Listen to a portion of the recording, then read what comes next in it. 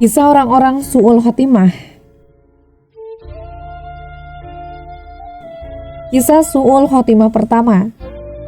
Di negeri Mesir ada seorang muazin yang mempunyai ciri-ciri sebagai orang soleh. Pada suatu hari dia naik ke atas menara untuk mengumandangkan azan. Di saat itulah dia melihat seorang perempuan Nasrani dari atas menara. Dia merasa tertarik dengan perempuan tersebut. Kemudian dia pun menghampirinya. Perempuan tersebut enggan menanggapinya karena masih ragu-ragu. Lantas dia berkata kepada si perempuan, "Saya akan menikahimu. Kamu seorang muslim sedangkan aku Nasrani. Ayahku pasti tidak akan merestui." Sangga perempuan tersebut. Si muazin menimpali, "Saya akan memeluk agama Nasrani."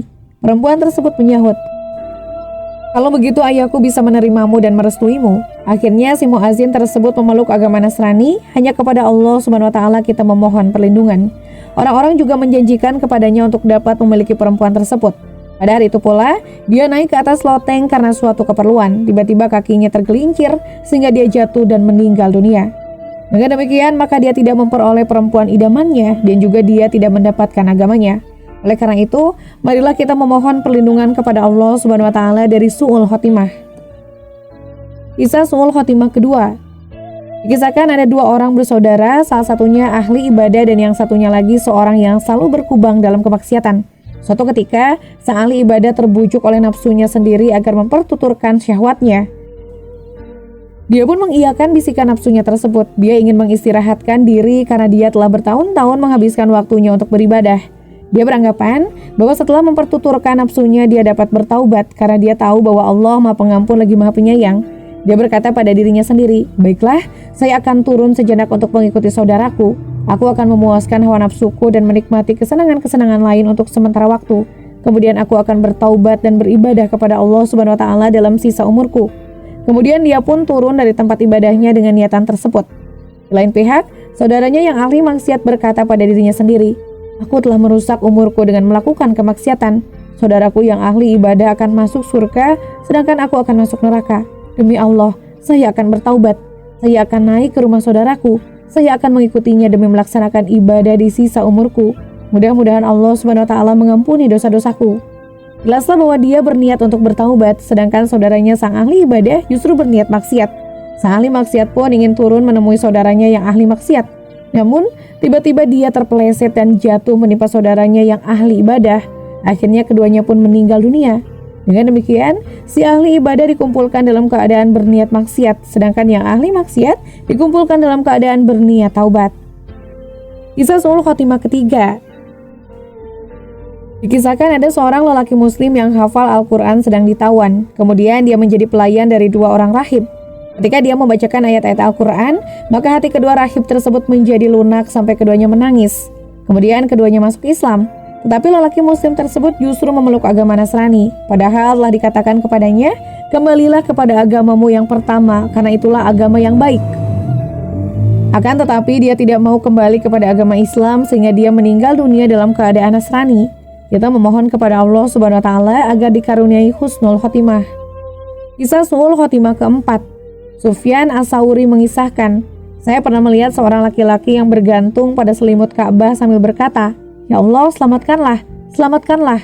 Lalu saya bertanya kepadanya, 'Wahai saudaraku, apa yang kamu lakukan?' Dia menjawab, 'Kami 4 bersaudara, semuanya muslim. Yang 3 telah meninggal dunia, masing-masing terkena fitnah pada saat kematiannya. Ini tinggal saya yang masih hidup, dan saya tidak tahu dalam keadaan seperti apa hidup saya diakhiri.'" Kisah su'ul khotimah kelima. Ada seorang ahli maksiat yang sedang sekarat ketika dikatakan kepadanya, "Ucapkanlah la ilaha illallah." Dia justru mengucapkan sebait syair berikut, "Wahai perempuan yang pada suatu hari berkata, 'Kemana jalan menuju pemandian Munjab?' Padahal dia telah kelelahan." Cerita ini bermula dari seorang perempuan baik-baik dan cantik yang sedang keluar menuju pemandian yang dikenal dengan sebutan pemandian Munjab. Tetapi dia tidak tahu jalannya hingga akhirnya dia lelah berjalan. Kemudian dia melihat seorang laki-laki sedang berada di pintu rumahnya. Sang perempuan pun bertanya kepada lelaki tersebut mengenai lokasi pemandian.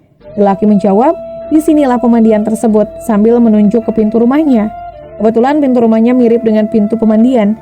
Pada saat perempuan tersebut masuk, si lelaki segera menutup pintunya. Sang perempuan tersebut tersadar bahwa dirinya berada di dalam rumah lelaki tersebut dan dia tahu bahwa dia telah dibohongi. Kemudian sang perempuan berpura-pura menampakkan rasa senang dan gembira berduaan dengan lelaki tersebut.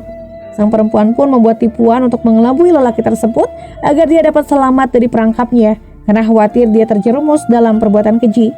Maka perempuan tersebut berkata, "Alangkah baiknya jika ada sesuatu yang dapat mengharumkan kita. Belikanlah wewangian dan makanan sekadarnya dan lekaslah kembali." Laki itu pun berkata kepada si perempuan, "Dalam waktu singkat saya akan datang lagi dengan membawa apa saja yang engkau inginkan." Laki pun keluar dan meninggalkan perempuan tersebut di dalam rumah. Dia tidak mengunci rumahnya lantaran dia percaya dengan perempuan tersebut. Setelah membeli barang-barang yang diinginkan, laki tersebut pulang ke rumahnya. Tetapi ternyata perempuan tersebut telah keluar dan kabur dari rumahnya. Akhirnya laki tersebut menjadi sedih dan sering menyebut-nyebut perempuan tersebut. Dia berkeliaran di jalan-jalan dan beberapa tempat seperti orang gila sambil mengucapkan, "Wahai perempuan yang pada suatu hari berkata, 'Kemana jalan menuju pemandian Munjab?' Padahal dia telah kelelahan." Ketika dia mengucapkan syair tersebut, tiba-tiba ada seorang perempuan yang membacakan syair kepadanya. "Semestinya ketika engkau telah menangkapnya, segera mengurungnya di dalam rumah atau pintunya dikunci." Laki tersebut semakin sedih dan amarahnya semakin berkobar, dan dia masih saja dalam kondisi seperti itu. Sehingga sabit syair tersebut merupakan kalimat terakhir yang diucapkannya di muka bumi ini. Ketika dikatakan kepadanya, "Ucapkanlah la ilaha illallah," dia justru mengucapkan sebait syair tersebut. Cobalah Anda renungkan bagaimana kesalahan seperti ini dapat menghalangi seseorang mengucapkan 2 kalimat syahadat pada saat menjelang ajal, padahal dia hanya memasukkan perempuan tersebut ke dalam rumahnya.